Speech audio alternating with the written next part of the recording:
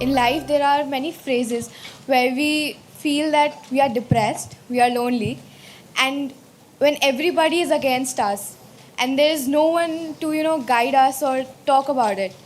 So at that moment, how should we handle it or how should we deal with it?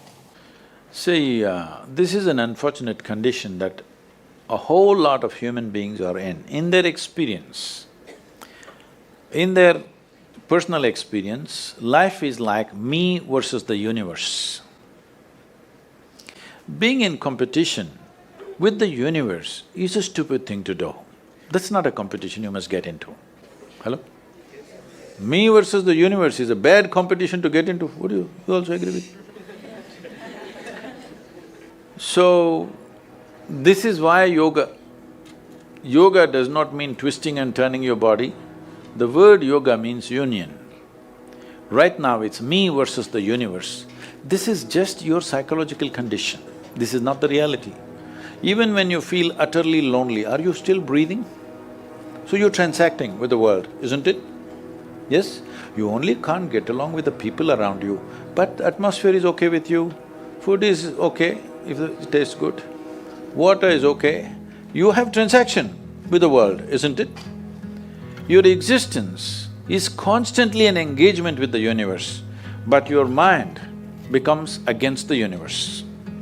If you create a psychological condition that you're against or you're in competition with the universe or the cosmos, obviously you will feel crushed for small things. Little things will crush you.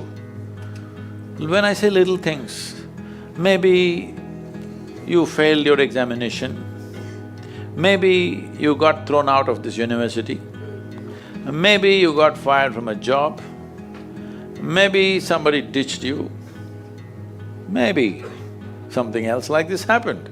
These are all small things between life and death. Because you came here with nothing, isn't it? When you die, there is no container service for you. You die with nothing. In spite of that, most people have turned their homes into warehouses. Most people are carrying such a huge baggage on their head, as if they're carrying the whole universe on their head. This is their own psychological condition. Your thought and emotion is what you're talking about, right? When are you going to figure out how to handle your thought and emotion? Not hers, not hers, not his, yours. When are you going to learn how to handle my thought and my emotion? At the end of your life? The only problem really with life is just this. Most human beings have taken themselves too seriously. They don't understand.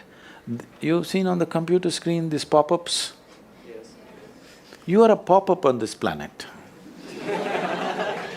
You pop up for 2 seconds and pop out. No, you must see, countless number of people like you and me have walked this planet. They were also big people. Where are they? All topsoil? Topsoil or no? Unless somebody, your friends decide to bury you real deep, fearing that you may rise from the dead. There have been such instances. Or maybe you're planning to go to heaven. Hello? Anybody who talks about a place other than this place as a better place than this is a crime against humanity. My fundamental work is to destroy all heavens so that people will learn to live well here. All these idiots who made a hell out of themselves, they want to go to heaven. They made a mess out of this place and then they want to go to heaven. I am asking you, do you have any proof? Do you have any proof that you are not already in heaven and messing it up? Do you have any proof? You're already in heaven, making a mess out of it. Yes, simply because you are not even learning how to handle your basic faculties of thought and emotion, isn't it? Your only justification is, everybody is like this only, that's how it is in a madhouse. That is how it is in a madhouse, only a doctor looks crazy. So when are you going to handle it? Slowly, at the age of 60? I'm asking. When will you learn how to handle my thought, how to handle my emotion, how to handle my body, how to handle my chemistry? When are you going to figure this? At the end of your life? Because this culture has grown, when to do spirituality means when you're 70, when you're no good for anything else. No, at the earliest possible time, whatever is most profound about you, not about heavens, about this life, everything that you need to know, you must know soonest, isn't it? Only then you will live a sensible life. Okay, if I tell you a joke, you won't get offended. Because this is the most serious crowd I've ever seen in the last few years. How many of them are journalism? Most of them? Okay.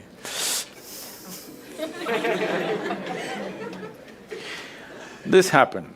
Shankaran Pillai, when he was in Paris, was married to a French woman. One day, it was their anniversary, first anniversary. So she invited a bunch of friends and she wanted to cook something really fresh, everything fresh. So from morning, she was driving him to this market, that market, he got this fresh vegetables, fresh meat, fresh chicken, this, that, everything. Then in the evening she said, because the French have this, snail appetizer, she said, go to the beach and get some snails, fresh, and I will make some appetizer for all the friends who are coming. So Shankaran Pillai went to the beach and he was picking up all the snails and putting it in a bucket. Then he met an old friend, an Indian guy. They hit it off and they were talking about their old times. He just forgot that he's married. You know, when you meet old friends, it happens. And both of them went to a bar and they had a few drinks and he just forgot. Then he realized, then the snails were just climbing out and one snail fell out of the bucket. He realized, oh my God, I'm supposed to take these snails, my wife, French wife, she's waiting. So he said, I need to go, and he went. By then it was already very late. He went, he knew it's not going to be pleasant. So he came near the house and spilled all the snails on the ground, threw away the bucket and went and knocked on the door. The French fury came. He turned back and said, come on you guys, we're almost there, come on, let's go.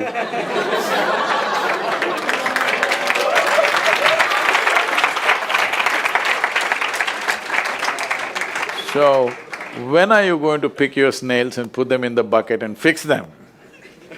Huh? Your problems, you must fix them, isn't it? These are not problems. I want you to understand, you are not suffering your life. You're only suffering two fantastic faculties that only… It's a privilege of being human that we have these two fantastic faculties. One is, we have a vivid sense of memory. This is because of this memory our life is so rich, unlike any other creature. And we have a fantastic sense of imagination. Now, this is what you're suffering. What happened 10 years ago, you can still suffer. Why? Are you suffering life or memory? Hello? Memory. Memory. What may happen day after tomorrow, you're already suffering. Are you suffering life or imagination? Two most fantastic faculties you have, you're suffering. So what are you asking for? You want to become once again an earthworm.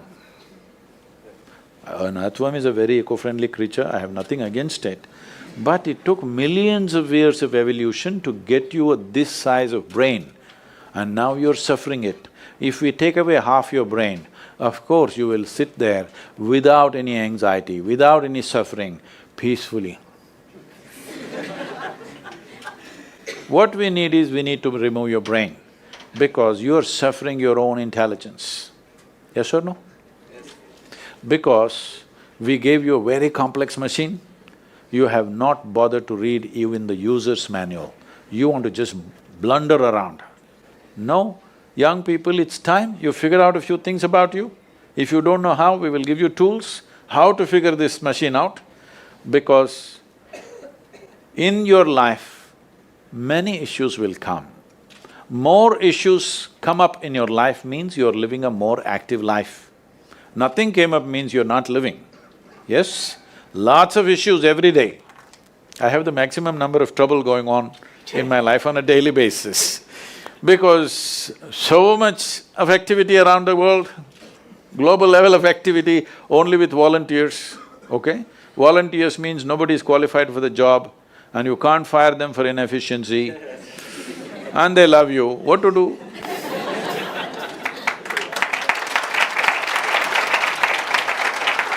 This one thing you must fix, that is, in your life, you are not the issue, okay? Whatever the issue, we'll do our best, but this should not be the issue.